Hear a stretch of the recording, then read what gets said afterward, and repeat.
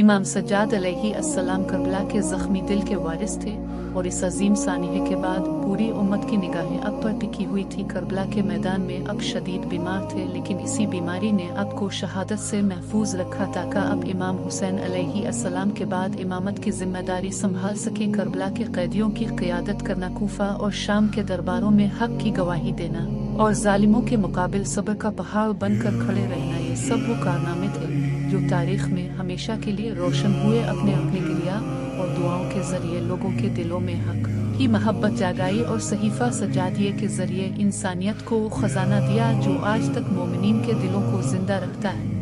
زمانہ گزرنے کے ساتھ اہل مدینہ میں اب کی عزت بڑھتی گئی، لوگ اب کے علم، حکمت، سخاوت اور عبادت سے روشنی لیتے تھے، اور یہی وجہ تھی کہ بنی امیہ کے حکمران خصوصاً ولید بن عبد الملک سے خوف کھانے لگے۔ وہ جانتے تھے کہ تلوار کے بغیر بھی اب کا کردار امت کے دلوں میں انقلاب برپا کر رہا ہے، اس لیے انہوں نے اب کی شہرت کو اپنے لیے خطرہ سمجھا اور خاموشی سے اب کو راستے سے ہٹانے کا منصوبہ بنایا۔ روایتوں میں آتا ہے کہ اسی حسد اور خوف کی بنا پر آپ کو زہر دیا گیا، آپ کے بدن میں درد بڑھتا گیا، مگر آپ کی زبان پر صبر، شکر اور ذکر خدا جاری رہا۔ آپ اپنے آخری وقت میں بھی اہل بیت کی عظمت کی یاد کو زندہ رکھنے کی نصیحتیں کرتے رہے۔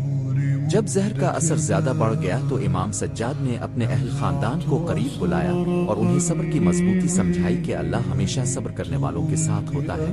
پھر اپنے بیٹے امام محمد باقر علیہ السلام کے سپرد امامت کی امانت کی اور اپنے رب کے حضور سر جھکا کر اپنی روح پیش کر دی۔ امام کی شہادت کے بعد مدینہ غم سے ڈھک گیا اور ہر طرف سناٹا چھا گیا۔ جب آپ کو جنت البقیع میں دفن کیا گیا تو اہل مدینہ کی آنکھیں اشکبار تھیں، کیونکہ وہ جانتے تھے کہ وہ عظیم ہستی دنیا سے رخصت ہو گئی ہے جس نے ظلم کے اندھیروں میں روشنی کا راستہ دکھایا تھا۔